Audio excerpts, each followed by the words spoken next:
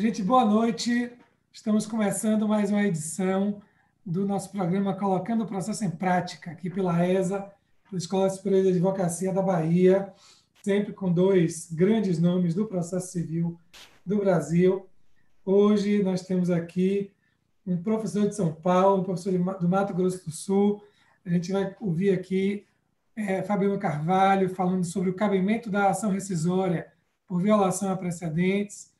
E logo em seguida a gente vai ouvir nosso amigo Volpe, Luiz Henrique Volpe Camargo, falando também sobre precedentes judiciais, mas falando dos reflexos desses precedentes no sistema de justiça brasileiro. O tema central de hoje, a gente enfrentou esse tema, aliás, em outras edições, viu, Volpe, viu, Fabiano? Que é o tema dos precedentes, mas é um tema tão importante que é um tema recorrente.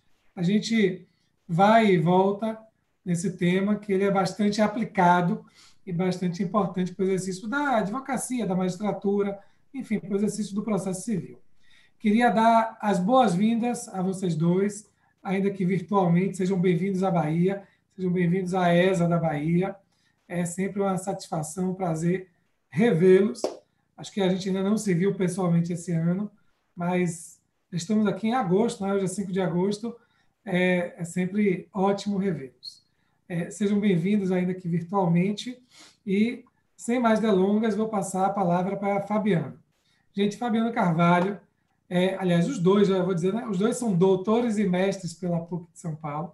Fabiano Carvalho é também professor da FAAP e advogado. Fabiano, a palavra está com você. Seja bem-vindo à ESA da Bahia. Vamos ouvir aí sobre cabimento de ação rescisória por violação a precedentes. Boa noite a todos, boa noite a todas. É uma satisfação, é uma honra muito grande estar aqui presente. Diria que um pouco frustrado, porque normalmente quando eu recebo um convite, eu procuro pegar o avião, ir até a Bahia, dar a minha aula e voltar. E aproveitar e desfrutar o que a Bahia tem de bom. Quer dizer, ela só tem coisas boas, a começar pelos amigos, que é justamente um amigo que eu conquistei nessa vida acadêmica, na vida da advocacia também. Nós trabalhamos juntos no Conselho Federal da OAB. Logo quando o Código de Processo Civil entrou em vigor, eu tive uma honra, um prazer muito grande de trabalhar com o Adonias, e a minha admiração por ele, que já era grande, só cresceu. Então, eu gostaria muito de agradecer o convite, é uma honra. E a honra, ela se torna dobrada porque eu também estou ao lado de um grande amigo que eu também conquistei na vida acadêmica, que é o meu querido amigo Volpe. E é uma satisfação muito grande. É participar como se estivéssemos numa mesa realmente discutindo entre amigos. Então, para mim, é uma honra. Eu quero agradecer mais uma vez o convite e a oportunidade aqui para falar de um tema que, para mim, é muito caro, não é? Em primeiro lugar, é o meu tema de doutorado, ação rescisória. Eu escrevi no ano de 2005 sobre as decisões rescindíveis, e a proposta, que até então era inovadora naquela oportunidade, veio a ser, de certa forma, apanhada pelo novo Código de Processo Civil, sobretudo na amplitude da rescindibilidade das decisões, né? E, em segundo lugar, é um tema que me é muito caro também, porque eu me debrucei durante esses anos de vigência do Código de Processo Civil, já se vão aí 4 anos, né, de vigência do Código, um pouquinho mais até, em que eu também pude desenvolver um estudo com uma certa profundidade em torno da ação rescisória. Então, para mim, é uma oportunidade poder, nessa ocasião, manifestar algumas ideias que eu tive durante esses anos, né? E também é uma oportunidade de debater com os senhores e com as senhoras e com o Volpe e também com o Adonias esse tema dos precedentes e ação rescisória. Bom, Só preciso falar que você está sendo modesto. não. Cara, estudei com um pouco mais de profundidade sobre a ação rescisória. Gente, Fabiano e o sócio dele, Rodrigo, são, não vou, experts em ação rescisória. Escritório que advoga especificamente em ação rescisória. pense nas grandes ações rescisórias que temos no Brasil. Está lá o escritório de Fabiano de Rodrigo atuando. Então, vamos deixar essa modéstia de lado. Então, você é um dos caras mais entendidos e mais que tem maior conhecimento, mais profundo em ação rescisória. Feito esse Então, parêntese, jogue duro. isso é um certo exagero constrangedor, mas eu vou me seguir aqui, agradecer, mas eu vou seguir aqui na minha linha, não é? Que eu planejei ainda aqui. Na verdade, são ideias mesmo, Volpe e Adonias, são ideias que eu acho que são interessantes e que a gente precisa, na realidade, aprofundar. Eu tentei, de alguma forma, escrever sobre isso, está no prelo o livro, inclusive, das coisas que eu vou falar aqui, né, algumas delas, né? E são ideias mesmo que a gente é uma proposta ainda de diálogo, né? Talvez eu tenha tido aqui a sorte já de estudar o tema em cima de muita coisa escrita, né? E colocar isso dentro do contexto da ação rescisória.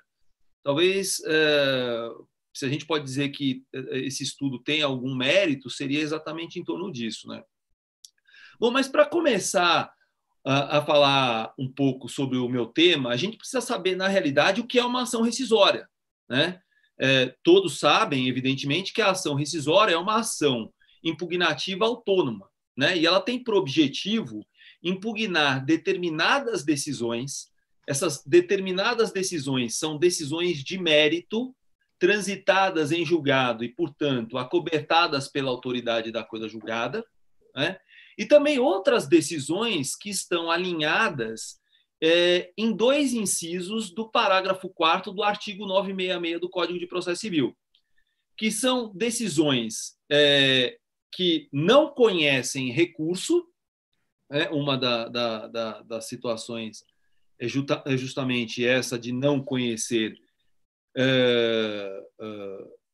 recursos, e a gente também tem ainda a situação do inciso 2º do artigo 966, parágrafo 4º, deixa eu só conferir se é o parágrafo 4º, inciso 2º, exatamente isso.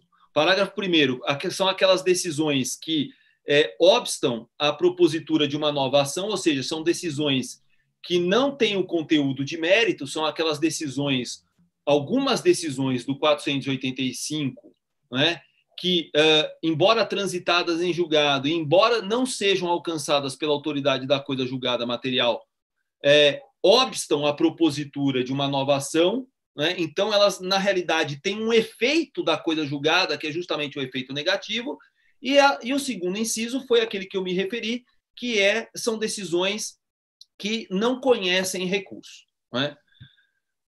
Para efeitos de ação rescisória, a gente tem que levar em consideração que essas decisões, ou seja, as decisões de mérito e aquelas decisões do inciso 1º e do inciso 2º, do parágrafo 4º do 966, devem estar transitadas em julgado, ou seja, contra elas não há possibilidade mais de haver recurso, seja porque não cabe recurso, seja porque não foi interposto recurso no tempo exigido pelo Código.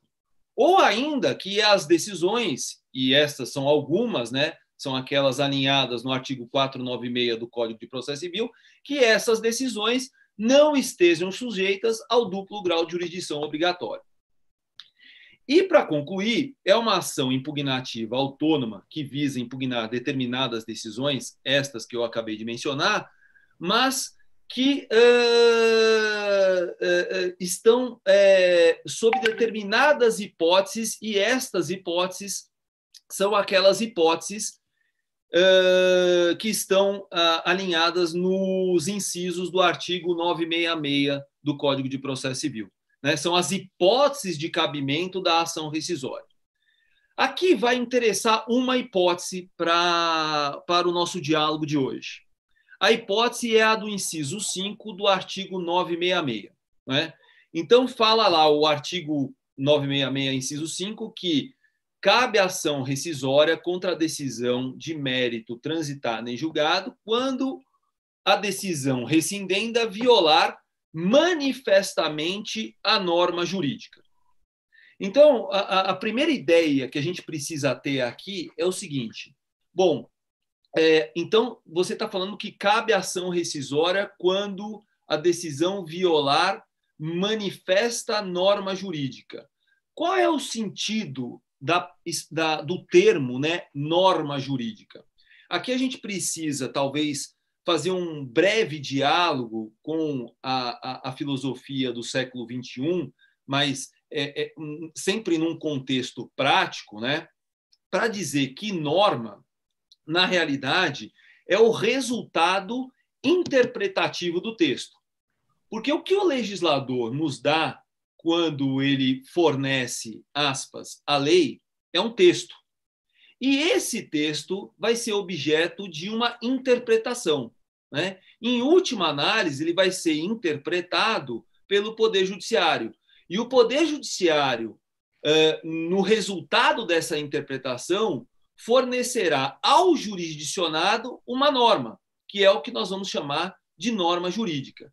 Então, o significado de violar manifesta norma jurídica para efeitos do inciso 5 do artigo 966 é justamente essa, é violar o resultado interpretativo do texto.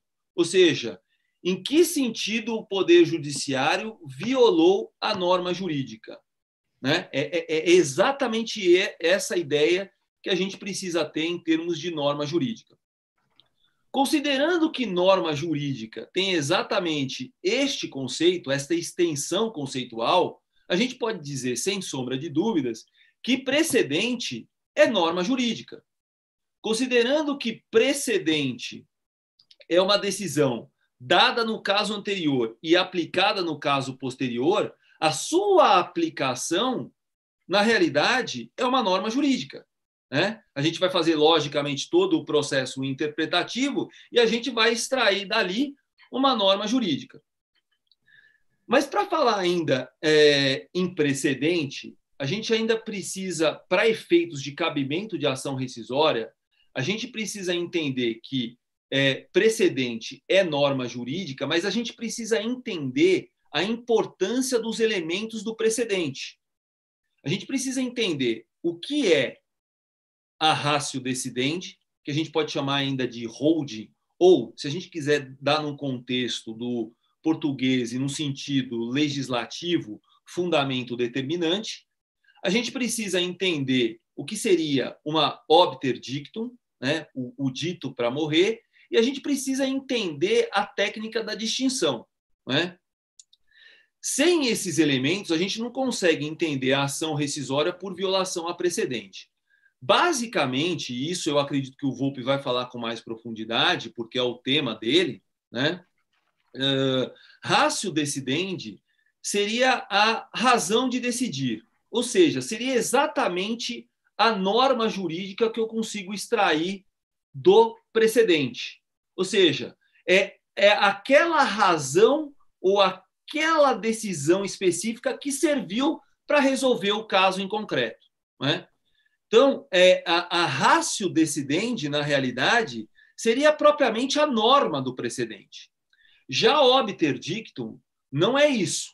Obter dictum são razões paralelas, são dizeres para morrer, né? Obter dictum obter é óbito e dicto é dizer, ou seja, dizer para morrer. São passagens que, embora ditas no acordo, não são essenciais para a resolução do caso. Né? São, digamos assim, fundamentos que não se prestam para resolver o caso puramente. E a gente tem que entender ainda um pouquinho, né, o sentido da ratio decidendi e dizer que a ratio decidendi ela não se confunde com a tese jurídica. Né? A ratio decidendi é algo mais generalizado do que propriamente a tese jurídica. A tese jurídica a gente consegue extrair e ser ditada pelo próprio Poder Judiciário no momento em que ele profere uma decisão. Então, um exemplo de tese jurídica, por exemplo, seria aquela que é expressa na súmula vinculante número 12 do Supremo Tribunal Federal, né? Então, a súmula 12 ela tem mais ou menos a seguinte redação: a cobrança de taxa de matrícula nas universidades públicas viola o disposto no artigo 206, inciso 4 da Constituição, né? Significa dizer o seguinte, que a taxa de matrícula ela não pode ser exigida, né, do aluno quando ele vai fazer a sua matrícula na instituição pública. Beleza. Vejam só, essa é uma tese, ela é clara, ela tem um sentido absolutamente concreto. Em universidade pública não se cobra taxa de matrícula. Mas qual seria propriamente a ratio? A ratio seria o seguinte: não se cobra taxa, né? Porque, se você analisar os precedentes do Supremo Tribunal Federal que ensejaram essa súmula, não se pode cobrar qualquer valor que obste o acesso ao aluno à universidade pública, que ela deve ser gratuita.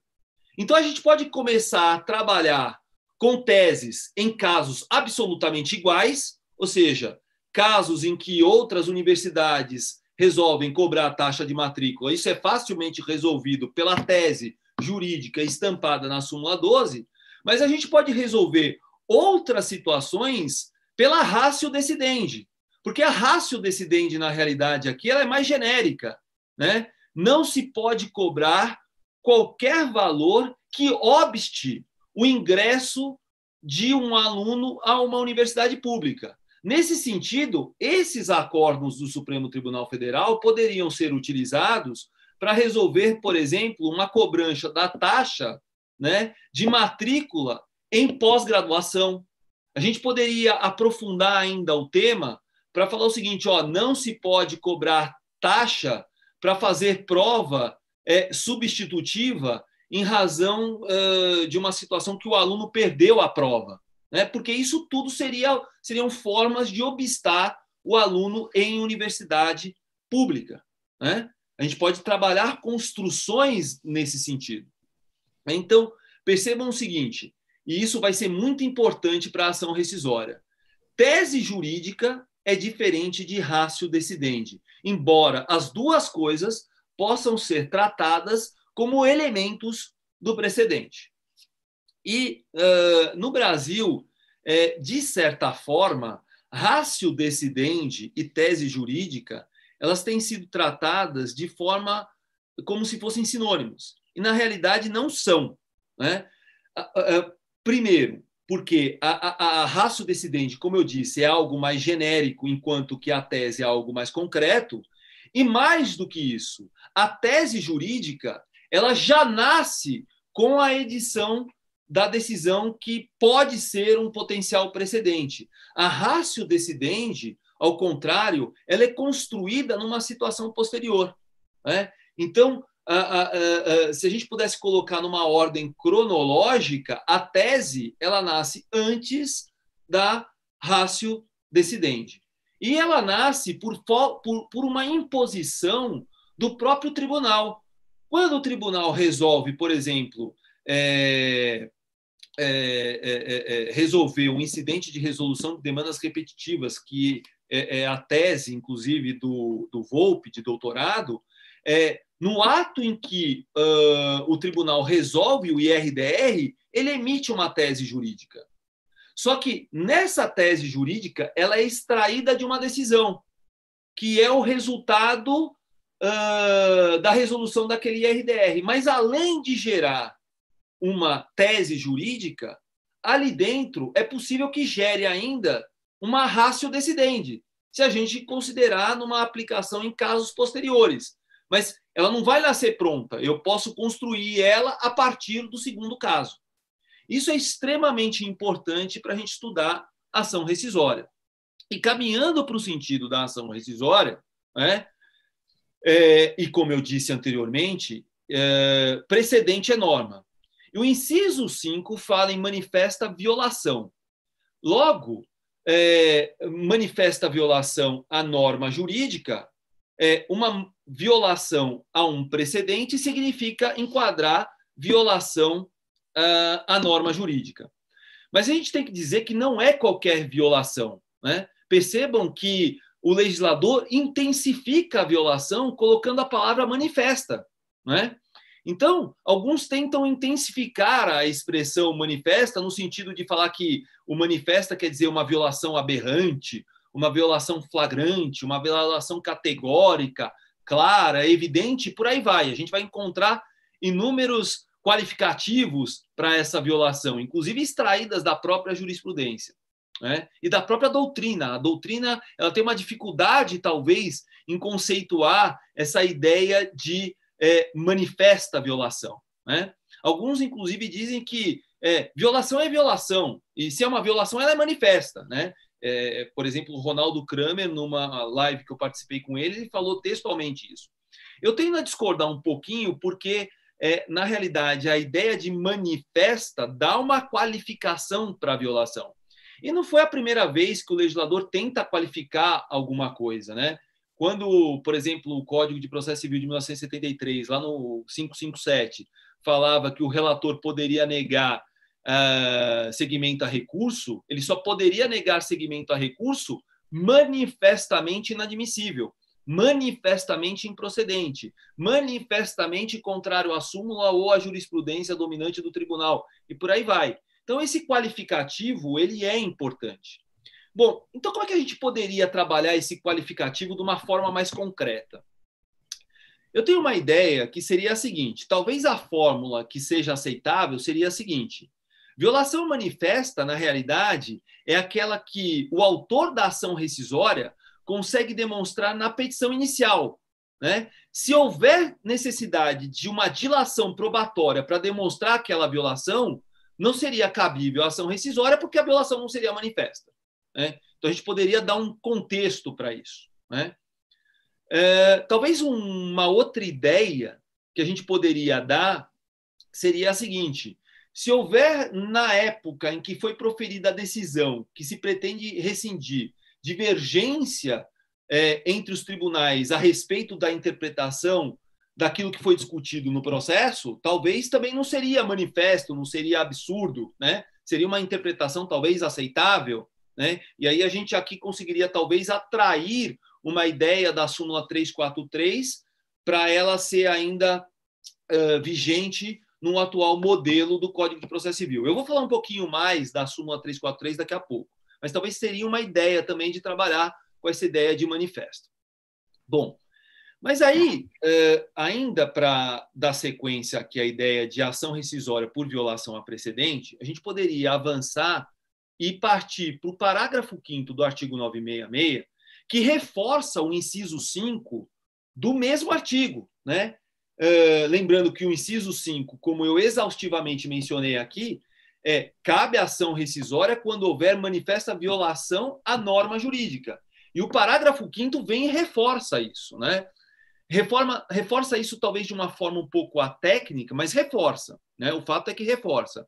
E lá no parágrafo 5º, a gente tem mais ou menos a seguinte redação, que cabe a ação rescisória com fundamento no inciso 5, que é violação manifesta à norma jurídica, contra a decisão baseada em enunciado de súmula ou acórdão proferido em julgamento de casos repetitivos, que não tenha sido considerada a existência de distinção entre a questão discutida no processo e o padrão decisório que lhe deu o fundamento.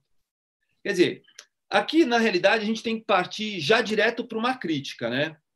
A ação rescisória, ela cabe por violação a precedente, né? Sempre quando se quer desconstituir uma decisão que dê uma interpretação diferente de um padrão decisório que seja obrigatório. Ah, tá, Fabiano, mas qual seria um padrão decisório que seria obrigatório?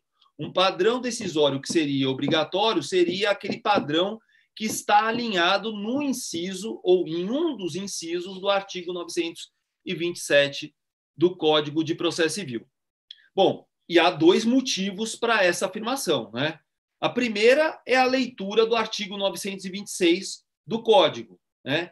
O caput do artigo 926 fala que o sistema jurídico ele tem que ser íntegro, estável e coerente. E o sistema jurídico só é íntegro, estável e coerente quando há uma ideia uniforme, né, da jurisprudência. Né? Se há decisões discrepantes, divergentes a respeito do mesmo tema, evidentemente que o sistema não é íntegro, jamais será estável e absolutamente não será coerente. Pelo contrário, será muito incoerente. Né? E o outro motivo é a leitura do caput do artigo 927. Né? Então, o inciso 5, o parágrafo 5º do 966, fala que cabe ação rescisória quando houver violação à súmula ou a precedente formado em resolução de casos repetitivos. Bom, mas e os outros padrões decisórios, como, por exemplo, súmula vinculante, como, por exemplo, decisões proferidas em controle de constitucionalidade, né? Decisões proferidas pelo plenário ou pelo órgão especial. Quer dizer, não são decisões que, se violadas, não dariam lugar à ação rescisória, né? Seria absolutamente incoerente, como eu disse, com o 926, mas seria absolutamente incoerente com o caput do artigo 927. O caput do 927 fala que todos os juízes e todos os tribunais, observarão. Né? Observarão o quê? Observarão todos os padrões decisórios indicados nos incisos do artigo 927. Né? Então, esse é um ponto que me parece bastante relevante. Então, o parágrafo 5º do artigo 966 disse menos do que, na verdade, ele queria dizer. E vendo o artigo 966, parágrafo 5º, de uma forma sistemática, a gente precisa considerar o caput do artigo 927, né? Que todos os juízes e todos os tribunais observarão. Quando eles não observam, violam. E quando violam, dão lugar à ação rescisória. Né? Bom, mas há aqui alguns pontos a considerar. E aqui eu já me encaminho meio para o meu final da minha exposição. Eu gostaria de considerar aqui, na realidade, 4 pontos, e inclusive para a nossa discussão. Em primeiro lugar, não cabe ação rescisória por violação a qualquer precedente. Né? Esse precedente precisa ser um precedente de observação obrigatória. Né? Ele precisa ser obrigatoriamente observado. Esse é o primeiro ponto. Né? Então, uma decisão proferida pela segunda Câmara de Direito Civil do Tribunal de Justiça da Bahia pode até ser um precedente persuasivo, mas ele não será um precedente obrigatório. Né? Ele vai ser um precedente persuasivo e não um precedente obrigatório. Esse precedente, se interpretado de uma forma diferente por um juiz de primeiro grau, ele aparentemente não daria lugar a uma ação rescisória por violação a precedente, na forma que eu quero me manifestar aqui. Né? Porque eu não poderia usar o precedente dado pela segunda Câmara de Direito Civil do Tribunal de Justiça da Bahia para fundamentar a minha ação rescisória. Né? Esse precedente ele precisa ser aquele enunciado em um dos incisos do artigo 927. Esse é o primeiro ponto. Não é qualquer precedente. É um precedente, digamos assim, obrigatório ou vinculante, usem a terminologia que preferirem. Um outro ponto que a gente poderia considerar seria o seguinte, né?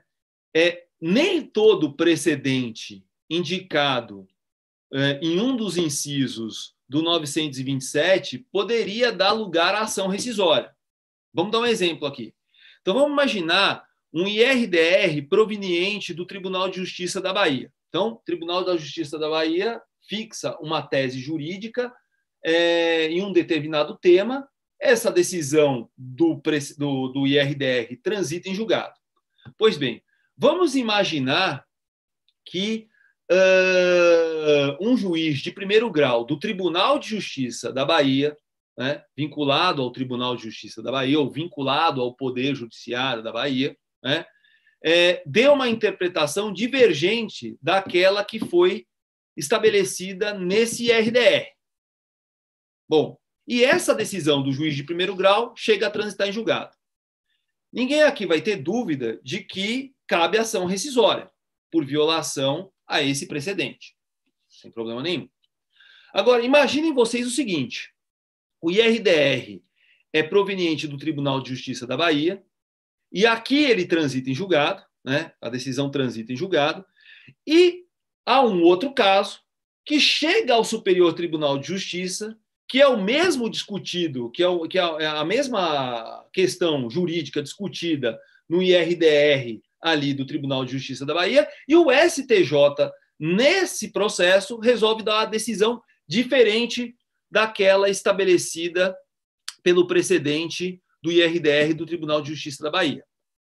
Evidentemente que, nesse caso, a gente não pode considerar o cabimento da ação rescisória, porque não, o tribunal, o Superior Tribunal de Justiça não está vinculado àquele precedente que foi enunciado pelo Tribunal de Justiça da Bahia. Então, quando a gente vê o artigo 927, a gente afirma que, em tese, aqueles padrões decisórios dão lugar ao ajuizamento da ação rescisória. Mas nem sempre. A gente precisa ver e considerar o grau de vinculatividade entre os órgãos do Poder Judiciário para falar se cabe ação rescisória ou não, né? Então, imaginem que, nesse caso, a decisão do STJ venha a transitar em julgado e essa decisão seja contrária àquele precedente fixado no IRDR do Tribunal de Justiça da Bahia. Não será possível o ajuizamento de ação rescisória perante o Superior Tribunal de Justiça, valendo-se exclusivamente do precedente do Tribunal de Justiça do Estado da Bahia, porque não há um grau de vinculatividade entre o Tribunal de Justiça da Bahia frente ao Superior Tribunal de Justiça. O terceiro ponto que eu gostaria de considerar aqui é o da súmula 343 do Supremo Tribunal Federal. Nesse ponto, eu acho que cabe e vale muito a pena refletir sobre essa súmula, que tem mais ou menos a seguinte redação: não cabe ação rescisória, né, por ofensa à literal disposição de lei. Aqui eu faço uma nota de rodapé. Literal disposição de lei era o termo utilizado pelo Código de Processo Civil de 1939, que foi repetido pelo Código de Processo Civil de 1973, né? Quando a decisão rescindenda se tiver baseada em texto legal de interpretação controvertida nos tribunais. Essa súmula, que foi editada pelo Supremo Tribunal Federal e foi aprovada na sessão plenária de 1963, né? É uma súmula que, como eu disse, que foi aprovada durante a vigência do Código de Processo Civil de 1939, quando, então, vigorava o artigo 798, inciso 1, que falava justamente nisso, ação rescisória por violação à literal disposição de lei, e foi aplicada voluntariosamente pelos tribunais no período em que vigorou o Código de Processo Civil de 1973 e, posteriormente, a Constituição, né, menos em matéria constitucional. Então, e o teor dessa súmula, ela revela que a divergência jurisprudencial, ela não se caracteriza a violação à literal disposição de lei, ou, valendo-se hoje, né, a violação manifesta à norma jurídica, por conta todas as decisões proferidas pelos tribunais, ainda que antagônicas, elas seriam aceitáveis, né, configurando a tese da interpretação, entre aspas, razoável, né? Então, a gente teria aqui, na realidade, um critério objetivo próprio para identificar o que não seria violação manifesta à norma jurídica, né? E aí a gente,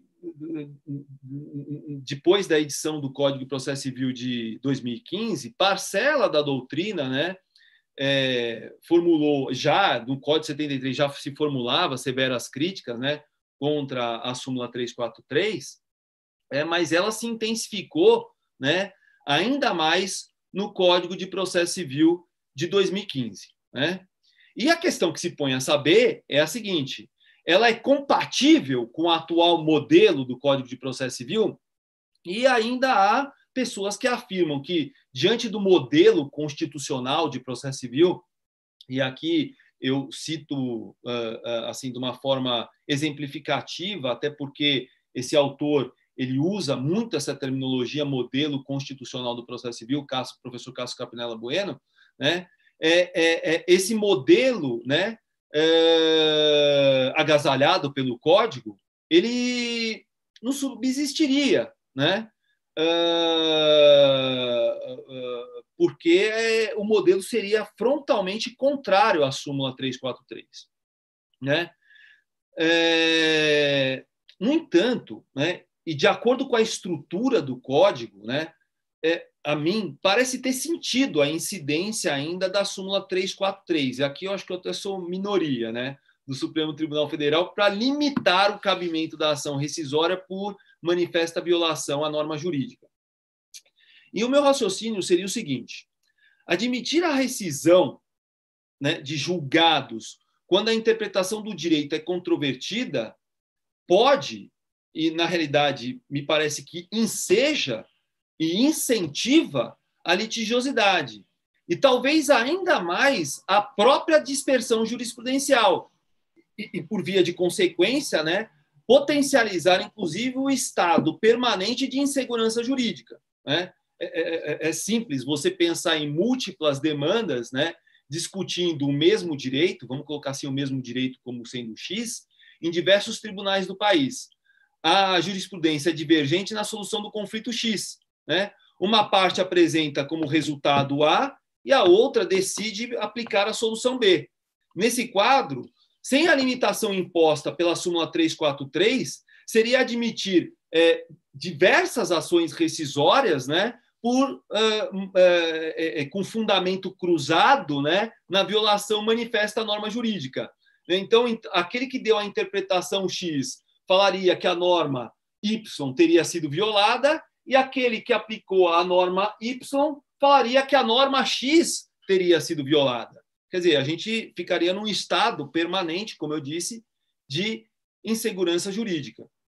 Agora, a gente tem que considerar que, de acordo com o modelo de precedentes estabelecido pelo Código, né, algumas situações de divergência na interpretação do direito recomendam a inaplicabilidade da súmula 343, especialmente nos casos de posterior pacificação da jurisprudência, mas ainda no prazo da ação rescisória. Né? Então, assim, por exemplo, havendo controvérsia da interpretação do direito entre os tribunais, mas ao tempo do prazo da ação rescisória houver o precedente ou uma súmula do Supremo, ou uma súmula do Superior Tribunal de Justiça, né, a ação rescisória será cabível. Então, vamos imaginar, no momento em que foi proferida a decisão rescindenda, havia divergência, a interpretação era controvertida.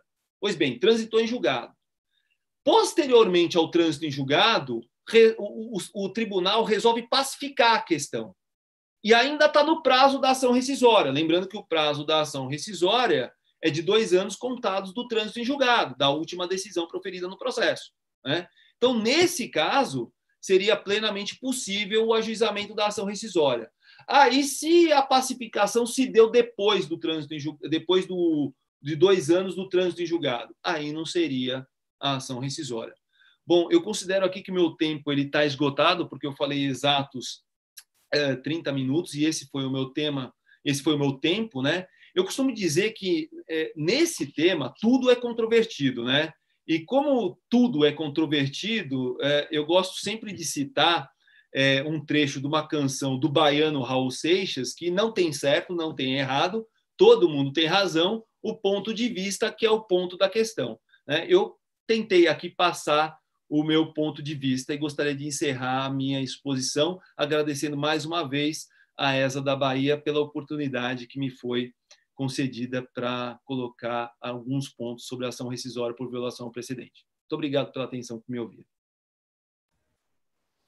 Nós que agradecemos, Fabiano. Temos aqui diversos amigos que estão nos assistindo no YouTube, que são professores. Flávia Pereira Rio, lá do Rio de Janeiro, Yuri Ubaldino, Bruno Coelho, aqui da Bahia, Juliana Carolina, que é mestre lá pela PUC de São Paulo, e a dissertação dela foi exatamente sobre a ação rescisória. Então, e ela ainda disse aqui, olha, publique logo seu livro, viu? Por favor. Precisamos Ele está no fomentar prelo, debate depende da editora. Eu queria mandar um beijo para a Flávia, da UERJ. Certo. Pois é. Aí, Natália Rodrigues de Freitas também aqui. Então, a gente que agradece a sua exposição. Quem estiver assistindo a gente aí no YouTube, que quiser fazer perguntas, Fabiano vai continuar aqui para depois da fala de Volpe a gente poder passar essas perguntas para ele. Acho que uma distinção que você faz que é muito importante, que é essa coisa buscando o gancho lá da filosofia da hermenêutica, meados do século XX para cá, essa distinção entre texto e norma, né? Que durante muito tempo o legislador e o direito falava só sobre confundia texto com norma, né? E são coisas completamente diferentes. E isso é importantíssimo para a gente poder diferir e poder entender que os precedentes podem ser normas jurídicas de alguma forma. A comparação que eu sempre faço, eu que sou baiano, é com a música e o Carnaval da Bahia, né? Eu falo assim, gente, o texto e a norma estão para o direito, assim como a partitura e a música, né? Ou seja, na realidade, veja, ninguém dança, ninguém se emociona lendo uma partitura. A partitura é a notação musical. Agora, se você dá aquela notação musical para alguém que toca muito bem um instrumento, você vai ouvir uma excelente performance. Aí você vai se emocionar, você vai pular carnaval, vai ficar alegre, vai ficar triste. Se você der essa mesma partitura para uma pessoa que não sabe executá-la direito, não sabe ler, não sabe interpretar direito, aí você vai ter uma outra execução, uma outra performance completamente diferente. Então, temos aí a partitura, é o texto musical, e a música que a gente ouve, que aí provoca emoções, enfim, é o que interessa, né? Ou seja, seria para a gente, a lei seria o texto e a norma seria o resultado dessa interpretação. Né? Excelente comparativo. Vou me apropriar dessa analogia. Tá certo. Adorei. Ainda lhe manda uns exemplos. Manda assim, olha, Maria Bethânia cantando a música tal e outro artista cantando a música tal. Você fala assim, rapaz, é a mesma música, quer dizer, é o mesmo texto, mas a música é outra. Mas a norma é outra, né? A Maria Bethânia seria a súmula vinculante, né? O outro seria talvez aí o juiz, talvez dando uma interpretação, o juiz que nem é juiz, né? Ele nem caberia a rescisória, caberia até a ação de desistência, né? Na interpretação assim, cheia de controvérsia, divergente, né? Boa, gostei. Obrigado, Fabiano. Gente, vou passar agora a palavra para Volpe, Luiz Henrique Volpe Camargo. Volpe, seja bem-vindo à ESA da Bahia. Volpe, assim como Fabiano, é doutor e mestre pela PUC de São Paulo, professor da Federal do Mato Grosso do Sul, advogado. Seja bem-vindo à ESA da Bahia. Volpe vai falar hoje sobre os precedentes judiciais e seus reflexos no sistema de justiça brasileiro. Amigo, bem-vindo. Você está com a palavra. Muito boa tarde, meu querido amigo Adonias. Boa tarde a todos os colegas da Bahia, estado que eu gosto bastante. Estou já sentindo o cheiro do mar, apesar aqui de uma forma virtual, né? Sempre um lugar muito agradável, onde temos muitos queridos amigos. Quero, então, agradecer o seu convite. Estou muito honrado por participar desse seu projeto e também dizer da alegria de participar pela primeira vez com meu querido amigo Fabiano. Eu não me lembro de uma outra vez em que dividimos a mesa. Estamos sempre juntos em tantos lugares, mas nunca dividimos uma mesa. Uma alegria, então, uma honra estar ao seu lado e aprender um pouco mais com ele. Bom, Adonias, o mas propósito dessa... Nunca dividiram a mesa nem assim de bar, nem de restaurante? Essas com muita frequência, mas assim, mesa de exposição, acho que é a primeira vez que a gente divide. Mas... nesse nosso pequeno diálogo aqui com os colegas da Bahia, com esse tema, os precedentes judiciais e seus reflexos na justiça, eu quero tentar fazer uma exposição relativamente pragmática para fazer uma avaliação, olhando para esses 4 anos aí de vigência do Código, entre aquilo que foi idealizado e aquilo que a gente vê acontecer, porque me parece que ainda há uma necessidade de uma mudança de postura tanto de advogados quanto de julgadores frente à realidade do Código que está em vigor.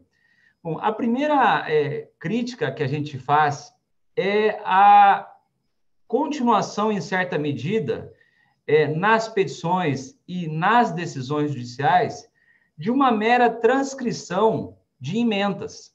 Então, nós continuamos, mesmo à luz do Código de 2015, com a chamada cultura do ementismo, né? A cultura de se limitar a transcrever a ementa de um julgado para dar apoio à nossa postulação. O Código ele tenta alterar esta realidade, né? E o Fabiano colocou muito bem aí sobre técnicas para extração de ratio decidendi, fez a separação sobre o que está no coração em relação àquilo que está à margem, né? O holding ou a ratio decidendi em relação às considerações periféricas, né? Tema de alta sofisticação, então, na perspectiva de utilizar precedente nesta dimensão, neste grau de sofisticação, a ferramenta que o Código coloca, disponibiliza, e mesmo na perspectiva de utilização simples de uma tese, ou seja, na perspectiva de que o tribunal definiu uma tese que se aplica sem grande esforço interpretativo ou de raciocínio por comparações ao caso concreto, é preciso, então, tanto para postular a partir de teses, quanto para postular ou decidir a partir de súmulas, quanto para postular ou decidir a partir de precedente ao método anglo-saxônico, é preciso a gente superar esta maneira de advogar e de decidir mediante a citação de emendas.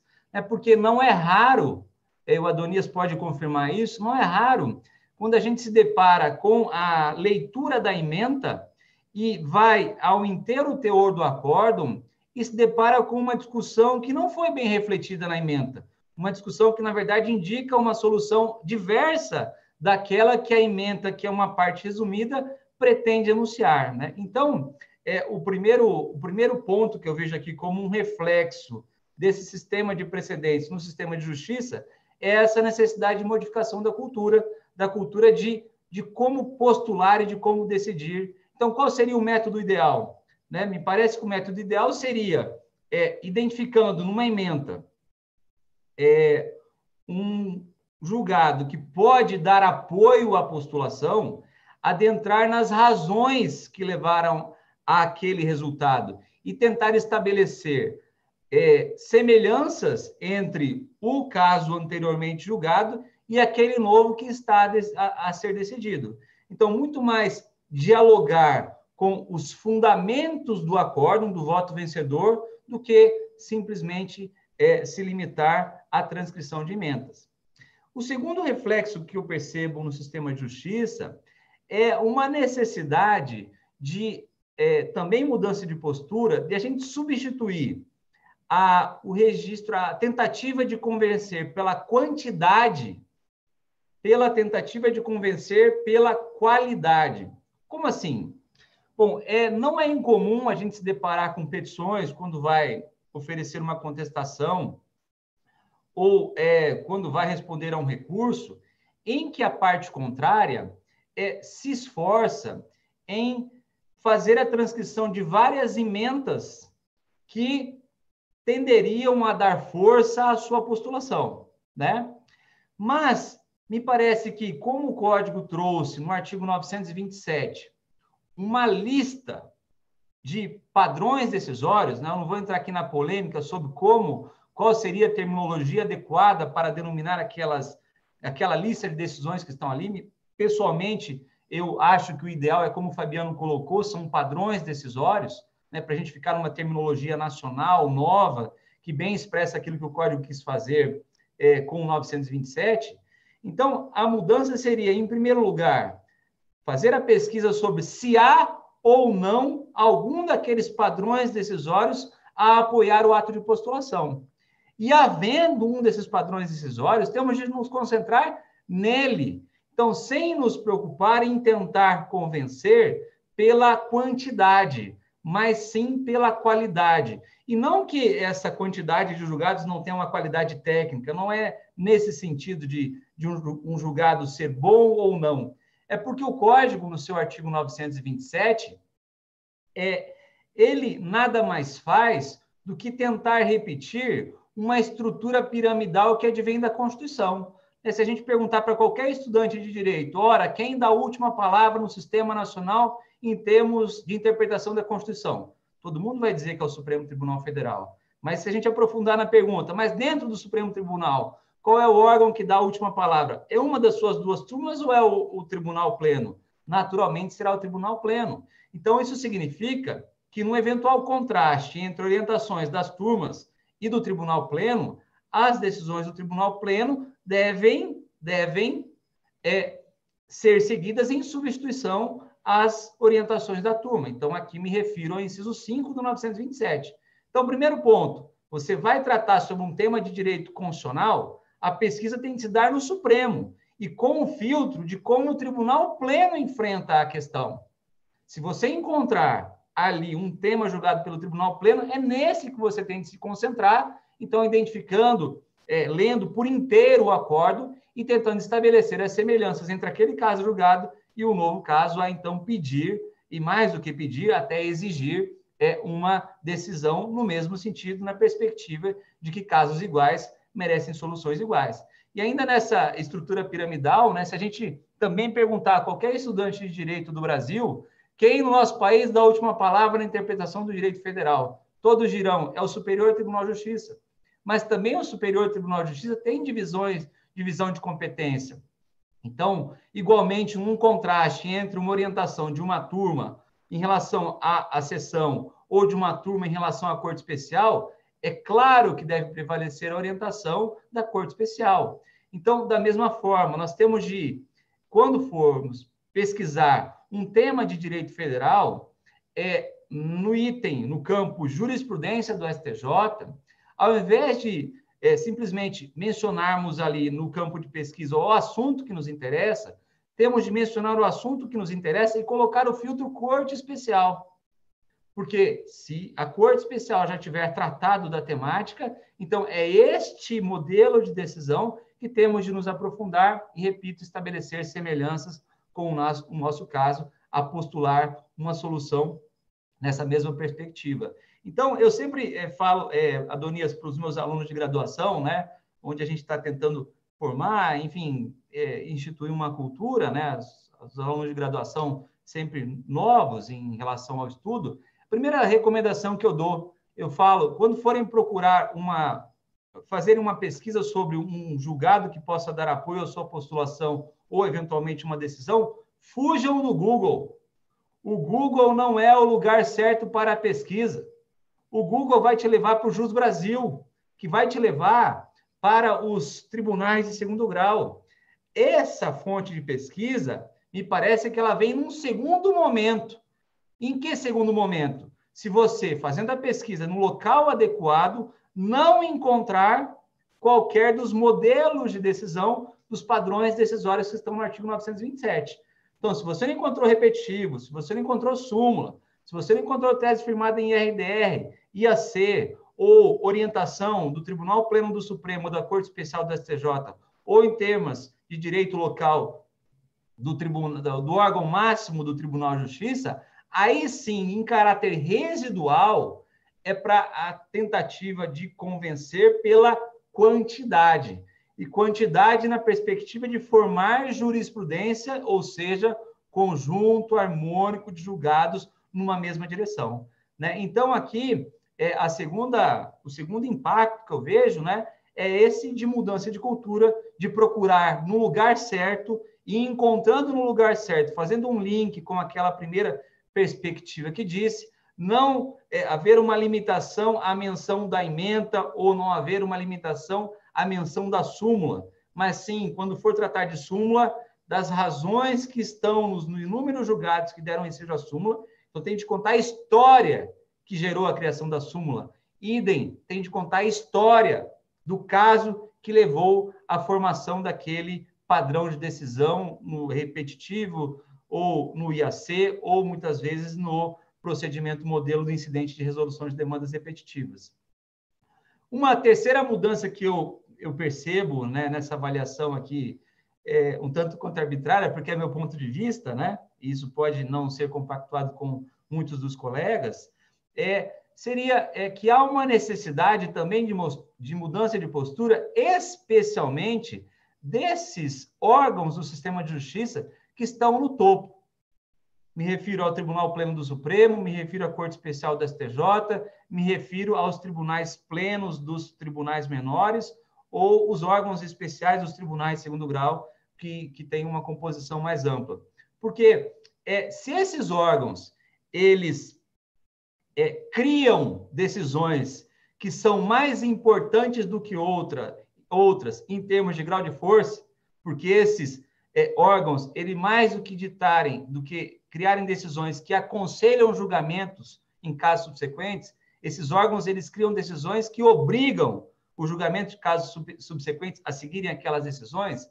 É preciso que esses órgãos, eles cumpram o dever de autorreferência, um dever de coerência interna, um sentimento de necessidade de vinculação horizontal, ou seja, de repetir nos casos futuros a mesma decisão que ajudou a construir, que o próprio tribunal construiu, independente de alteração de composição, independente, então, de mudança da composição humana do tribunal, né? É preciso, então, que esses órgãos que têm a missão de criar precedentes obrigatórios ou padrões decisórios vinculantes, na expressão que eu prefiro, a perspectiva, então, de realmente dar o bom exemplo, de cumprir o dever de referência, de se sentir vinculado com as decisões do passado do mesmo órgão, né? Naturalmente, há situações em que há necessidade de superação, e isso é, em certa medida, bem-vindo, né? Desde que essa superação seja precedida de um debate adequado, desde que essa superação seja precedida de uma fundamentação densa para demonstrar quais são os novos elementos, qual é a nova compreensão do direito, qual é a transformação social que justifica uma superação. Mas, ultrapassado essa hipótese que é residual, a regra deve ser a repetição de uma decisão do passado desses órgãos que têm o dever e o poder, né, de criar decisões paradigmáticas, mais importantes que outras, mais do que tragam conselhos, mas que sim tragam a necessidade de vinculação. Uma outra transformação, Adonias, um outro reflexo que eu percebo no sistema de justiça é que cada vez mais, né, então, existe a necessidade da leitura do acórdão por inteiro, da interpretação, como bem colocou o Fabiano, porque é um precedente gera norma, e isso, para aplicação no caso subsequente, tem que interpretar de novo, e assim sucessivamente. E nós precisamos estabelecer critérios de comparação e posterior aplicação. Então, quem critica, fala, olha, esse sistema de precedentes, se no passado se tentou, em algum momento da história, criar o juiz boca da lei, isso não deu certo, e atualmente o Código quis criar o juiz boca do precedente, né? Como se esse artigo 927 trouxesse um automatismo. Vejam, é sempre preciso, no caso subsequente, repito, ler, interpretar, buscar semelhanças e diferenças para depois aplicar o novo caso concreto. E isso é uma operação, muitas vezes, sofisticada demais. Quando nós estamos simplesmente aplicando uma tese ao caso subsequente, ou seja, sei lá, o exemplo que é mais comum, né, repetido por muitos, é aquele da assinatura básica, né? Por muito tempo se discutiu no sistema de justiça se era ou não devida a assinatura básica. E aí o tribunal, o STJ, julgou um repetitivo e depois ao mesmo tempo, editou um enunciado de súmula, para dizer que essa rúbrica ela é devida. Então, tanto faz se a operadora é A, B ou C, se o consumidor é D, C ou F, se o telefone é dessa ou daquela maneira, se opera no estado do Norte, do Centro-Oeste, do Sul ou do Nordeste. A regra ela é única e essa é de aplicação, em certa medida, com um certo grau de facilidade. Agora, diferente é quando se exige um raciocínio mais sofisticado, como aquele que o Fabiano aqui propôs, quando, a partir do julgado de que as universidades devem fornecer de forma gratuita, em que medida isso se estenderia a outras atividades da universidade, para, a partir daí, estabelecer semelhanças ou diferenças. Aí nós temos uma sofisticação maior de extrair qual foi a razão que levou o Supremo a decidir desta maneira. Bom, esta razão que levou o Supremo a decidir daquela maneira se aplica a este outro caso, cujas bases fáticas não são exatamente iguais, mas há uma semelhança suficiente para a aplicação a esse novo caso? Então, essa é a tarefa, esse é o desafio, né, que os operadores do direito se veem diante desse sistema de precedentes ou de padrões decisórios vinculantes que o Código está a criar. O próximo reflexo aqui no sistema de justiça que eu percebo, Adonias e Fabiano, é que existe uma necessidade de aplicação desses modelos de decisão já em primeiro grau, né? Então, além daquela vinculação horizontal a que me referia um pouco atrás, né, o dever de autorreferência, existe também uma vinculação vertical. Então, é preciso que o sistema de justiça seja transformado de tal maneira, né, que a cultura dos operadores do direito seja transformada de tal maneira a que o juiz de primeiro grau ele se sinta no dever de, já em primeiro grau, aplicar aqueles modelos de decisão. E, por outro lado, né, embora eu seja advogado há 22 anos, né, aqui fiz a minha vida e amo a advocacia, mas aqui também me dirijo à advocacia, é preciso que a advocacia aceite a decisão já em primeiro grau. Como assim? Bom, se você se depara com uma sentença que já em primeiro grau aplica um daqueles padrões decisórios no artigo 927 e aplica adequadamente, e você não tem, portanto, elementos para um recurso de apelação se afastar daquele modelo de decisão mediante uma argumentação de distinção, e também não tem como se afastar daquele modelo de decisão apresentando uma argumentação que pode levar à mudança da compreensão do direito, é hora de aceitar o julgamento.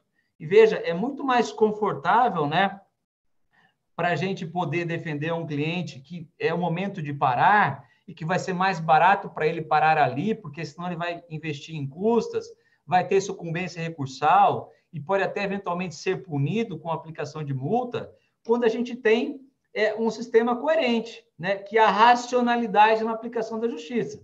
Se naquela perspectiva do romance em cadeia, né, do working, se o Tribunal Superior, que tem a missão constitucional de dar a última palavra na interpretação do direito federal constitucional, cria um modelo de decisão. Esse modelo de decisão é adequadamente aplicado em primeiro grau, é hora de chegar para o cliente e dizer, chegou, é o fim da linha, temos de parar aqui, temos de aceitar a decisão já em primeiro grau. Então, isso pode trazer vários benefícios, né, ao sistema de justiça, redução de recursos sem sentido, né, e, por outro lado, mais qualidade na prestação jurisdicional, porque com menos processos os juízes vão poder julgar melhor. Então, aqui, percebo que há, nessa perspectiva, uma necessidade de modificação para tanto fazer aplicar, quanto aceitar aqueles modelos de decisão que estão no artigo 927, quando aplicados ao caso concreto. E, Adonias, como uma última ideia aqui, uma última mensagem que eu quero deixar aos colegas, a gente sabe que o Código, em diversos dispositivos, né, ele é impactado por esse sistema de padrões decisórios, precedentes judiciais, precedentes vinculantes, cujo coração, na minha opinião, o núcleo, né, está no artigo 927, combinado com 489, parágrafo 1º, incisos 5 e 6, e combinado ainda com o artigo 1022, parágrafo único, inciso 2, que eu reputo que é um dispositivo da mais alta relevância, né, porque ele coloca uma trava, ele diz, olha, se a parte apresentou algum acordo entre aqueles listados no 927, jurisprudência, ou seja, conjunto harmônico de julgados, ou precedente, naquele raciocínio sofisticado que o Fabiano comentou, o juiz tem o dever de dar atenção à parte, processo cooperativo. Ele tem o dever de enfrentar aquilo que a parte falou. Isso é o comando do 489.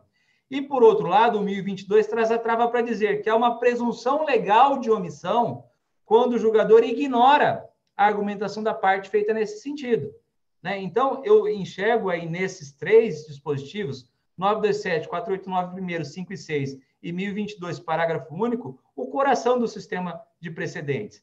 Mas nós temos esse coração e temos aquilo que está à margem, aqueles diversos outros dispositivos que também aplicam o sistema de precedentes. Me refiro aqui à improcedência liminar, à tutela 332, tutela de evidência 311, a dispensa de remessa necessária em certas circunstâncias, 496, aos poderes do relator, 932, aos poderes do relator no conflito de competência, 955, a dispensa de caução para atos expropriatórios, lá no 521, e mais um ou outro conjunto de dispositivos, mas talvez os mais impactantes e importantes sejam esses. E qual que é a mensagem final?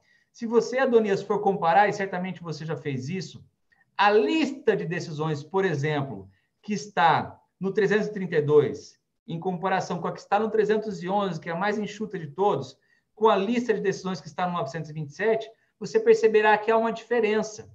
Há algumas decisões que são importantes, vinculantes, que estão listadas no 927, que é a lista maior, que não estão referidas nesses outros dispositivos que formam aí esse sistema de precedentes. Eu até tenho uma figura que tenta ilustrar isso, não sei se dá para compartilhar só para eu encerrar, se alguém puder liberar o share screen aí para mim, Adonias.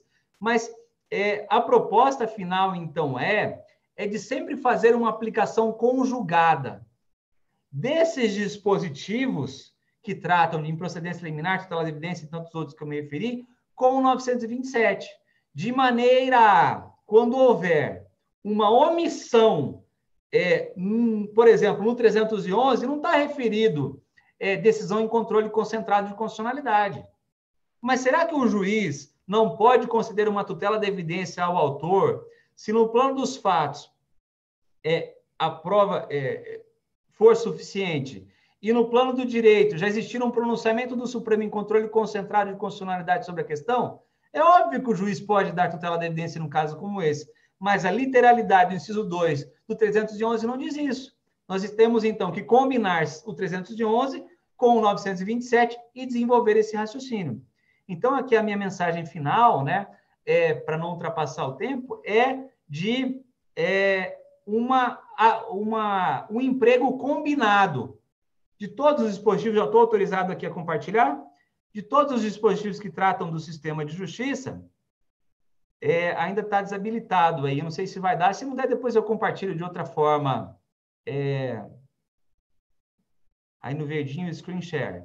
Tudo bem se não der. Mas a ideia já está lançada, né?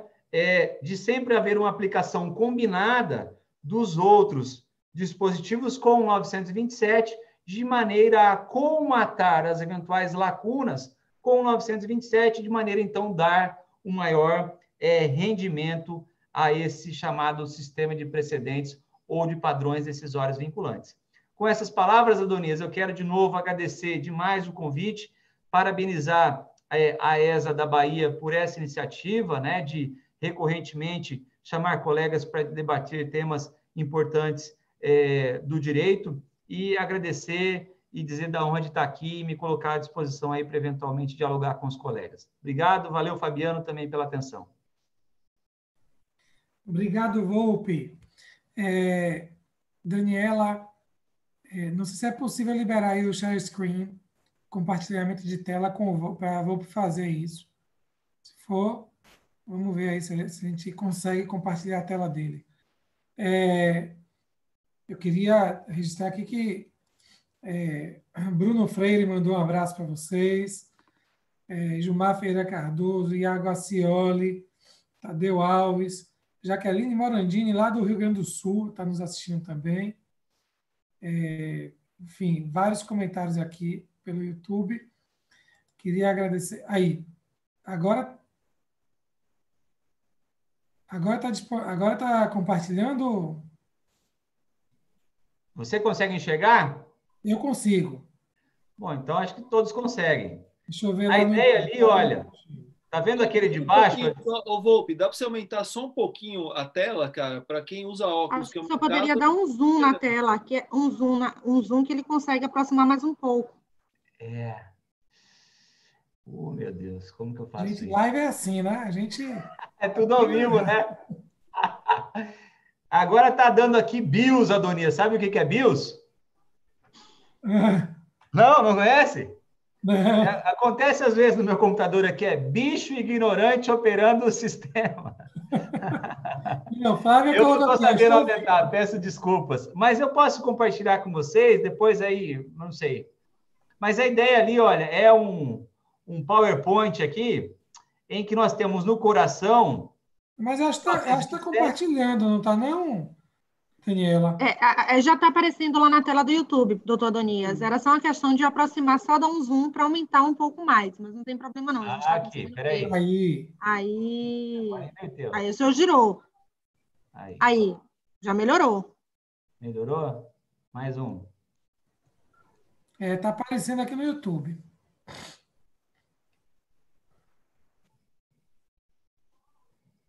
Acho que agora vai.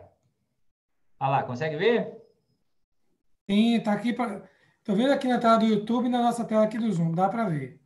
Inclusive, Então, a você fez um proposta é gráfico sempre aí. combinar um com o outro. Você fez um gráfico aí, lá Isso. Ministério Público Federal, né? Eu ia comentar exatamente isso, Adonias. Está aparecendo isso, cara. Ele pegou o Dallagnol e botou aí no meio, cara. É o PowerPoint mais famoso do Brasil, né? Então, quem sabe ele se torna popular.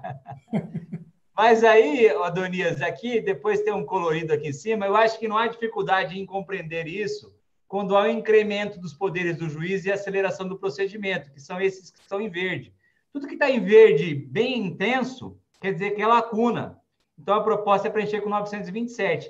Agora, lá na frente, quando há um incremento de trabalho, eu acho que é um pouquinho mais complexo, né? Então, aí vai na linha do tema da exposição do Fabiano, né?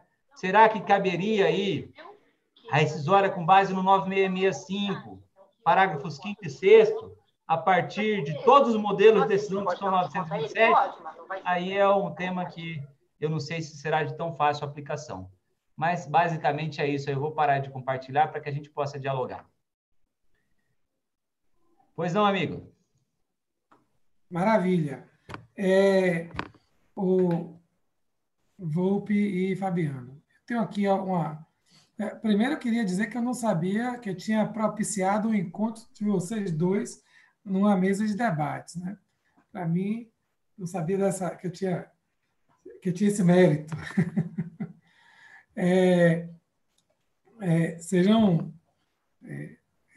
Foi um excelente debate, né? E eu tenho uma inquietação sobre o tema de precedentes.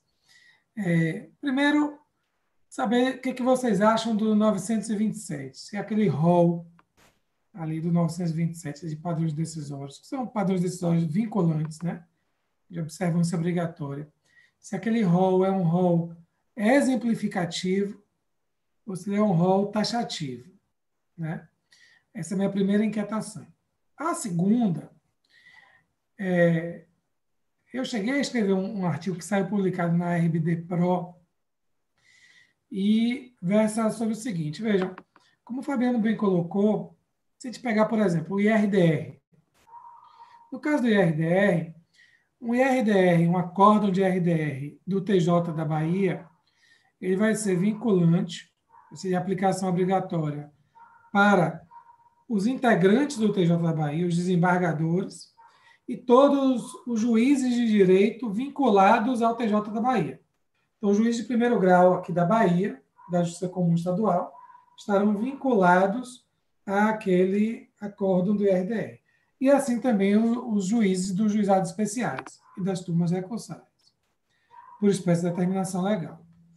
Se a gente pegar de outro lado os juízes de São Paulo, do TJ de São Paulo, os desembargadores do TJ de São Paulo, se a gente pegar os juízes de primeiro grau do Mato Grosso do Sul, os desembargadores do TJ do Mato Grosso do Sul, eles não estarão vinculados, né? Então, a eficácia vinculante do acórdão do IRDR do TJ da Bahia vincula os integrantes do Tribunal de Justiça da Bahia em primeiro e segundo grau. E aí, vejam, se a gente pensar nisso, dessa forma, que é o que está no CPC, esse acórdão é meramente persuasivo para os outros. Perfeito? Só que vejam, até aí tudo bem, a gente está aí tratando de uma coisa que é praticamente pacífica.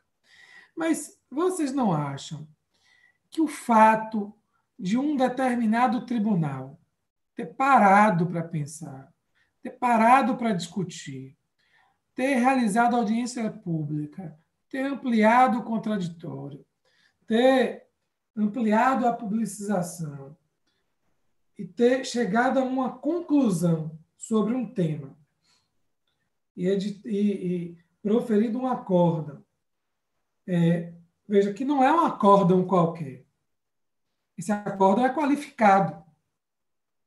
Ok, essa decisão ela não é vinculante para o TJ de Sergipe, para o TJ de São Paulo, para o TJ do Mato Grosso do Sul. Não é. Mas, e aí eu entro um pouco aí, tanto no tema de Fabiano como de Volpe, sobretudo naquela parte que você falou, Volpe, da omissão. Mas será que os outros TJs, os outros juízes vinculados aos outros TJs, poderiam simplesmente desconsiderar? Ou seja, repare, aqui na Bahia parou-se, discutiu-se sobre um determinado tema, discutiu-se com profundidade, ampliou-se o contraditório, audiência pública, amici curiae. Veja, houve um julgamento por um órgão qualificado, previsto no regimento interno, e aí vem um juiz de primeiro grau, ou até mesmo um desembargador do TJ de São Paulo, e diz assim: bom, não preciso nem tomar conhecimento desse acordo, porque ele, para mim, é meramente persuasivo. Portanto, também, a falta de enfrentamento dele não caracterizaria uma omissão, nos termos lá do 1022 e do parágrafo 1º do 489. Né? Veja, vocês não acham que haveria uma eficácia, que não seria uma eficácia propriamente vinculante nos termos do CPC? Mas, repare, também desprezar isso não seria desprezar o amadurecimento de uma cultura, que é isso que Volpe pontuou, quando ele falou muito bem dos aspectos culturais de um sistema de precedentes. Ou seja, quando a gente está buscando a racionalidade do sistema e a racionalização, no sentido de dar maior eficiência, será que o juiz de primeiro grau, lá do Mato Grosso do Sul, pode partir da discussão do zero, para recomeçar tudo?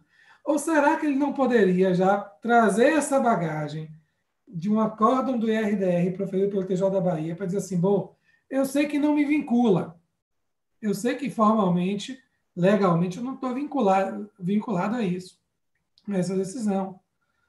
Então, eu posso simplesmente...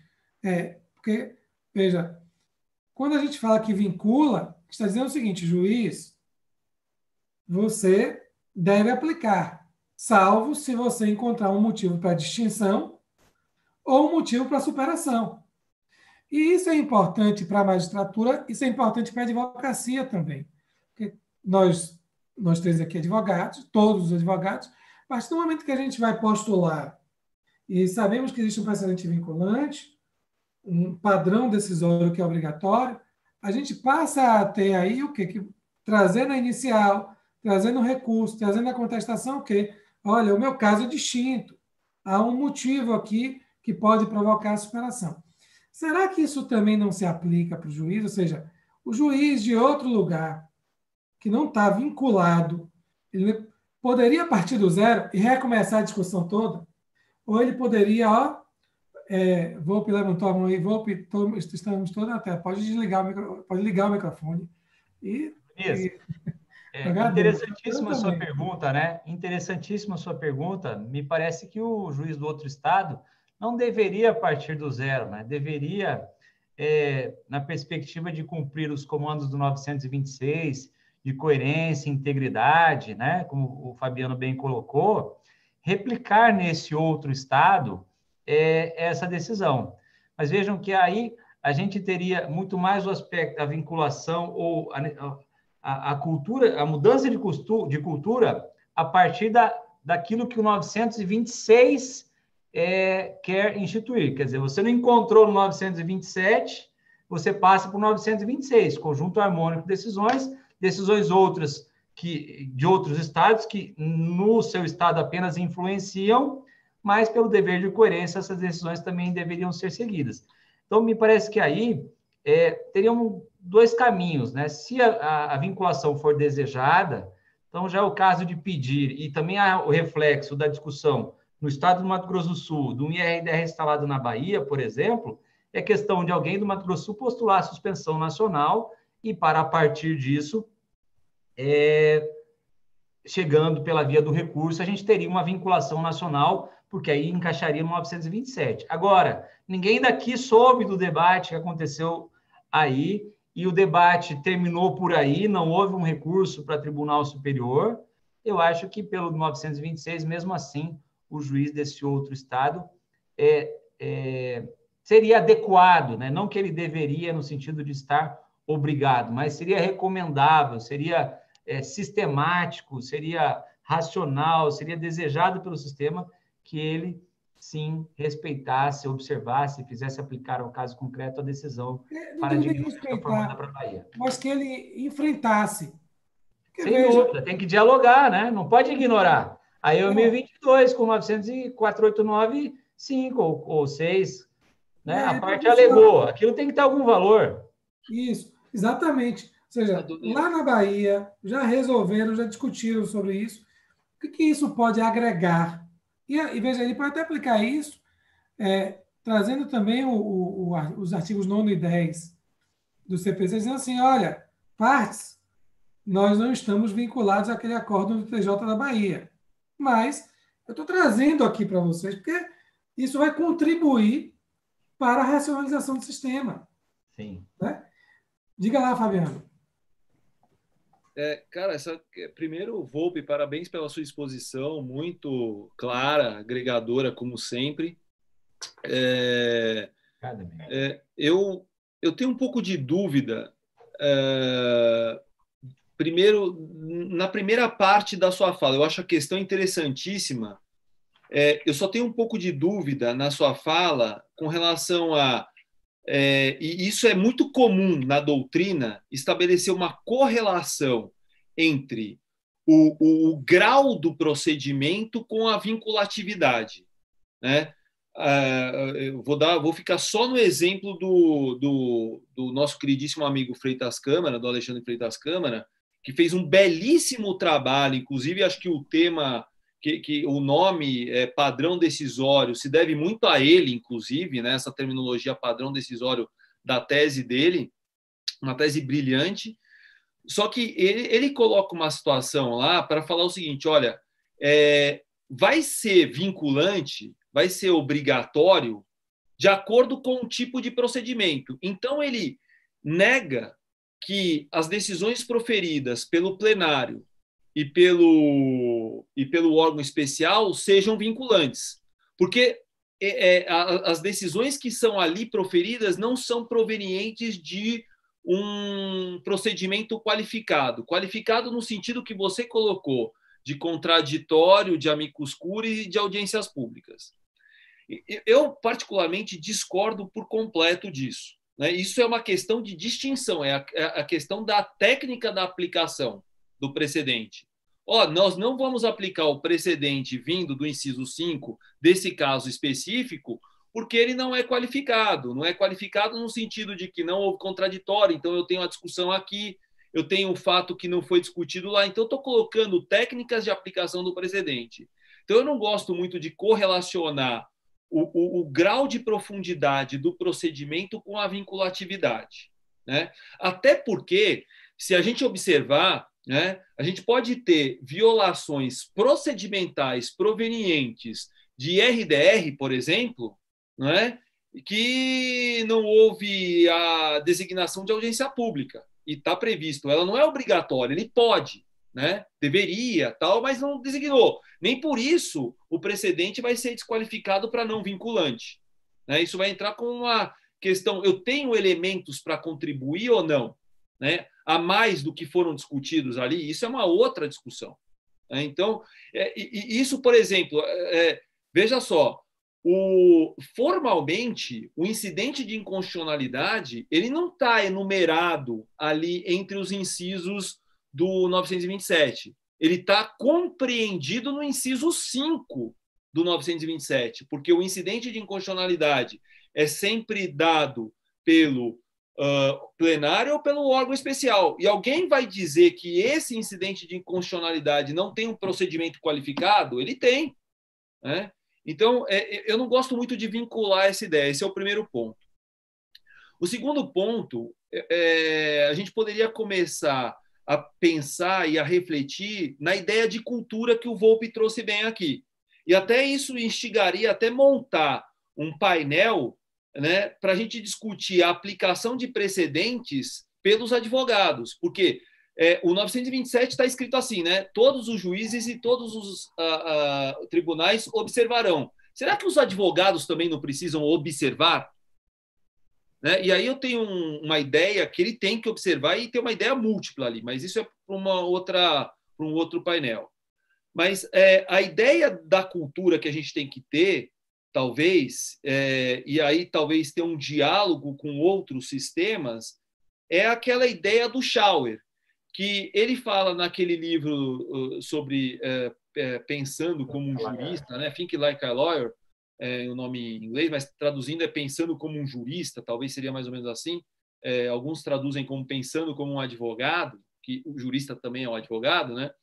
Mas seria a ideia que ele dá do ovo, né? Eu gosto da gema entre mole e duro. E eu sei que para ela ficar entre o mole e duro, ela tem que estar na água fervente por 6 minutos. Se eu quero um pouquinho mais dura a gema, é só eu deixar um pouquinho mais, 1 minuto, 2 talvez. Se eu quero ela mais mole, eu tenho que deixar ela menos de 6 minutos.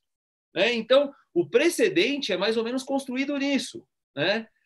Então, trabalhando com essa ideia, não seria correto um juiz ou um tribunal de outra localidade, diferente do Tribunal de Justiça da Bahia, no seu exemplo, né, que desconsiderasse por completo todo o acervo cognitivo que foi realizado naquele procedimento, seja ele que teve audiência pública, 1, 2, 300 audiências públicas, que teve a participação de amicus curiae ou de amici curiae, no plural, né, e por aí vai, desconsiderar por completo aquele material que foi colhido ali para, a partir dali, levar em consideração e bem julgar o caso. Porque o que acontece? O que vai valer para julgar o caso é a profundidade do contraditório. E por que não levar em consideração já o contraditório desenvolvido em outro lugar? Me parece absolutamente incorreto. E eu falaria, inclusive, que haveria clara violação ao artigo 1022.2. Porque o artigo 1022.2 ele não estabelece uma situação de vinculatividade das decisões desses procedimentos que são de tribunais específicos para o outro caso. Ele fala assim, você tem que observar. Aí não fala se tem que observar porque é vinculativo ou não. Você pode dar uma ideia muito mais ampla, vinculativo ou persuasivo, e o grau de persuasividade que tem naquilo. Então, eu acho que dever, na realidade, do juiz de São Paulo observar o precedente formado no Tribunal de Justiça da Bahia a partir do mesmo tema jurídico. Né? Isso me parece claro. Até por força, não só do 1022, mas do 489, como levantou bem o Volpi aí. Né? Então, me parece que a gente poderia partir por esse sentido. Agora, desqualificar, eu acho isso, primeiro, arbitrário, arrogante e contra os princípios que norteiam o Código de Processo Civil. Desde o artigo 10, desde os 10 primeiros artigos do Código de Processo Civil, até o 489, o 926, o 927, o 1022 e por aí vai. Né? E até, só para concluir e colocar uma justificativa aqui, perceba o seguinte, o Código andou mal em não estabelecer um diálogo entre as regras, né? O Volpi trouxe o exemplo do 311, do 353, do julgamento antecipadíssimo, lá, o 332. 332. A gente pode falar do 496 do reexame necessário e por aí vai. Só que veja só, o 927 ele é muito amplo para compreender esses dispositivos, porque ele fala todos os juízes e todos os tribunais observarão. Observarão para dar tutela antecipada, tribunais, quando se fala, é relator, porque tribunal é composto por órgãos individualizados e órgãos colegiados, né? Então, bastaria o 927, né? Agora, o legislador ele estabelece uma grande confusão quando ele é omisso e quando ele estabelece critérios distintos, né? Para coisas que... por que eu exijo o menorzinho ali, o mais pobre, né? Que precisa talvez de Bolsa Família, e hoje chamado Bolsa Brasil, sei lá como é que vai chamar isso aí, mas ali dentro do 311. Não tem sentido, o juiz tem que obedecer os precedentes, porque senão fica um negócio sem sentido, né? É porque talvez o 926 seja, assim, quando ele diz que os tribunais devem manter sua jurisprudência uniforme, estável, coerente, aquilo é um elemento que, digamos assim, que é a amálgama de todo o sistema, né? Então, é o coração dos precedentes. Para mim, o artigo mais importante em termos de precedentes é o caput do 926. isso. E, veja, e se pensarmos assim, a gente estaria dizendo o seguinte, que além de estudarmos a eficácia vinculante, para dizer assim, a eficácia vinculante, a eficácia obrigatória é na vertical. Então, o TJ vincula os juízes de primeiro grau ligados ao TJ da Bahia. O STJ vai vincular toda a justiça comum, federal e estadual. Veja, e do STF todo mundo. A gente estaria falando uma eficácia, seria assim, transversal no sistema. Então, quando o TJ da Bahia profere um acórdão no IRDR, repare, aquilo é um ponto de partida que vai ser transversal para os outros TJs, para os outros, não só os TJs, os órgãos de segundo grau, mas os órgãos também de primeiro grau, os juízes de primeiro grau. Mas então, haveria aí uma eficácia que não seria vertical, mas seria transversal em relação, que emanaria desse acórdão, que seria transversal para o sistema de justiça, né? É que veja só que interessante, Volpe e Adonias. O IRDR, na minha concepção, assim, e é quase assim sintomático isso, né? O IRDR é um instrumento de passagem ou para o Supremo Tribunal Federal ou para o Superior Tribunal de Justiça. Eu, particularmente, não conheço nenhum IRDR que tenha ficado só no Tribunal de Justiça ou no Tribunal Regional Federal para ficarmos na nossa esfera, né? A gente poderia avançar e falar assim, eu também não conheço nenhum IRDR que tenha ficado no TRT, nenhum IRDR que tenha ficado no TRE, por exemplo, né? Todos talvez se versar sobre lei estadual, né?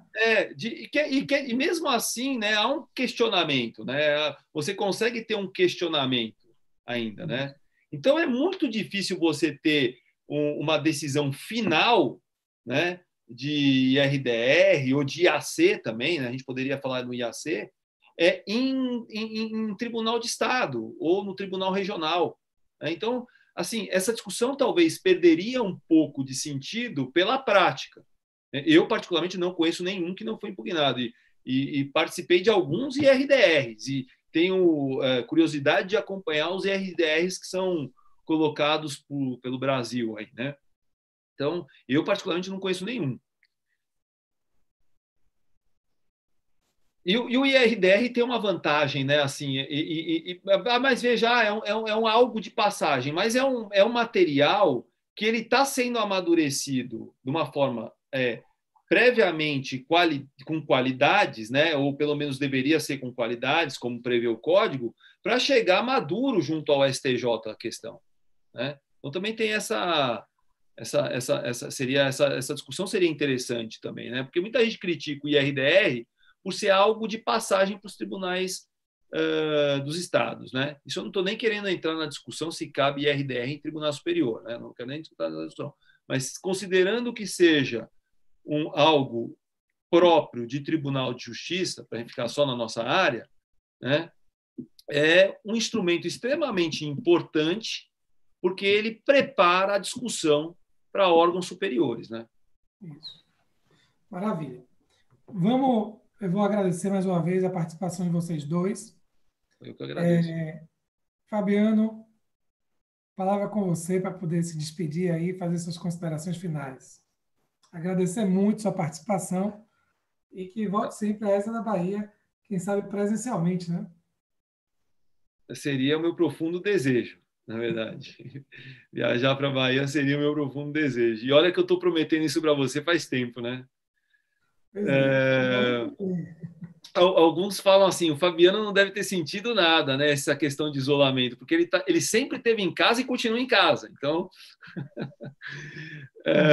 mas o meu desejo... O Fabiano não saía nem para jantar. Fabiano, vamos jantar. Não, vou ficar aqui. Eu só tenho a agradecer, Adonias, o honroso e o gentil convite. Cara, adorei. Eu sempre sento à mesa com o Volpe, mas nunca para discutirmos talvez questões jurídicas perante outras pessoas. A gente talvez senta para discutir entre nós, né? Muitas vezes, aliás. E para mim foi uma grata surpresa em dividir hoje aqui o painel com o Volpe. E agradecer a todos aqueles que participaram. Recebi várias mensagens aqui da galera, a galera inclusive cobrando, você não tocou no 535, no 525. E aí eu falei assim, não tem tempo para isso, a gente pode montar uma outra mesa só para discutir esse assunto e tal. E só agradecer e tipo, dizer que eu estou muito feliz em vê-los, ainda que virtualmente, né? Mas para mim é uma alegria muito grande vê-los e revê-los sempre. Obrigado. Maravilha, nós que agradecemos. Volpe, obrigado também, amigo, por ter participado, ter aceitado o convite, ter trazido aí, segundo o Fabiano, os pontos de vista, né? Porque aí a gente, primeiro, enriquece a nossa bagagem, com o seu conhecimento aí sempre profundo, sempre bom ouvi-lo. Queria reiterar o agradecimento por ter participado, dizer que está sempre bem-vindo aqui na ESA da Bahia. Por favor, aí, suas palavras aí para encerrar. Eu queria demais agradecer esse convite gentil, honroso do querido amigo Adonias, parabenizar a escola, né, por essa iniciativa e essa continuação. A gente tem acompanhado no Instagram, né, você tem dado continuidade, porque às vezes a pessoa tem largada, mas não continua. E você está seguindo firme aí com reuniões periódicas, parabéns mesmo pelo empenho e pela qualidade dos debates que vem promovendo. E quero agradecer, enfim, dessa convivência aqui virtual por esses minutos, meu querido amigo Fabiano. Já estive,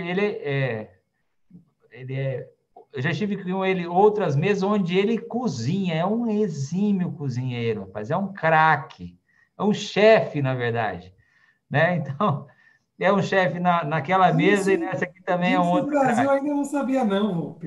Então agora a gente anunciou para o Brasil aí, ele vai participar daqueles programas lá de... Já se inscreveu, na verdade, acho que o próximo ele vai ganhar. Mas obrigado, amigos, pela parceria aí de sempre, pela amizade, parabéns e contem comigo. E um abraço a todos os advogados que nos escutam, né? Muito obrigado pela gentil atenção de todos vocês. Um abração, é isso. Isso aí. A gente que agradece, agradeço a vocês dois, agradeço a Daniela, que está aqui com a gente, que dá o nosso suporte técnico, viabiliza tudo. Preciso agradecer, mais uma vez, reiterar o agradecimento à diretoria da OAB da Bahia, nosso presidente Fabrício Castro, Ana Patrícia, que é a vice-presidente, Marilda, Maurício Lee, Hermes. Preciso também agradecer a Thaís Bandeira, nossa diretora-geral da ESA, por estar encampando esse projeto. Como o Volpe já disse, a gente começou em maio, Volpe. E aí, vejam, maio, junho, julho, estamos entrando agora no 4º mês. Porque é sempre bom trazer vocês, trazer discussão sobre o processo, isso enriquece aqui e contribui para a advocacia da Bahia. A gente está vendo que não só da Bahia, né, mas temos aqui Flávia lá do Rio, Bruno Freire de São Paulo, Juliana também de São Paulo aí, vimos um bocado de Minas Gerais. Um abração para a Flávia Rio aí, viu? Isso, está aí. Agradecer também a Thaís Bandeira e a toda a diretoria da ESA da Bahia. Agradecer a todos que nos assistiram aí e que vão visualizar depois o vídeo. Ele fica disponível no canal da ESA do YouTube, no canal da ESA da Bahia. Então, quem quiser assistir a gente depois também consegue assistir, ok? E na próxima quarta-feira nós teremos mais uma edição com mais outros 2 convidados. Me despeço de todos. Fiquem bem, fiquem com saúde e até a próxima quarta-feira. E vocês 2 sigam com saúde aí em suas casas e muito obrigado.